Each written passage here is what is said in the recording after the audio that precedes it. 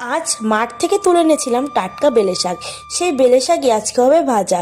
তার জন্য ওই বেলে শাকগুলোকে কুচিয়ে নিতে হবে, আর নিতে হবে বেগুন, থেতো করা রসুন, কালো জিরে, কাঁচা লঙ্কা। এবার কড়াইতে পরিমাণ মতো তেল দিতে হবে।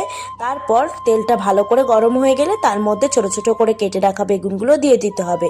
এরপর তার মধ্যে দিতে হবে 1 চামচ হলুদ, 1 চামচ নুন দিয়ে ভালো করে নাড়িয়ে চাড়িয়ে বেগুনটা ভালো করে ভেজে তুলে নিতে হবে। তারপর ওই তেলের মধ্যে থেতো করা রসুনটা ভালো করে লাল করে ভেজে কালো জিরেটা দিয়ে তার মধ্যে শাকগুলো দিয়ে দিতে হবে। শাকগুলো দিয়ে এবার বেশ খানিকক্ষণ ধরে নাড়িয়ে চাড়িয়ে নিতে হবে। তো ঢাকা দিয়ে দিতে হবে। 5 মিনিট পর ঢাকনা সরিয়ে শাকটা ভালো করে ভাজা হয়ে গেলে আর একটু নাড়িয়ে চাড়িয়ে তার মধ্যে কিন্তু বেগুনগুলো দিয়ে দিতে হবে। তারপর একটু নাড়াচাড়া দিয়ে কিন্তু শাকটা তুলে নিতে হবে। এরপর শাকটা সম্পূর্ণ তোলা হয়ে গেলে ওই কড়াইয়ের মধ্যে একটুখানি তেল দিয়ে তার মধ্যে গুঁড়ো করা ডালের বড়িগুলো লাল করে ভেজে কিন্তু তুলে নিতে হবে। তারপর সম্পূর্ণ ডালের বড়িটা ভেজে রাখা শাকের উপর ছড়িয়ে দিয়ে গরম গরম পরিবেশন করুন বেলে শাক ভাজা।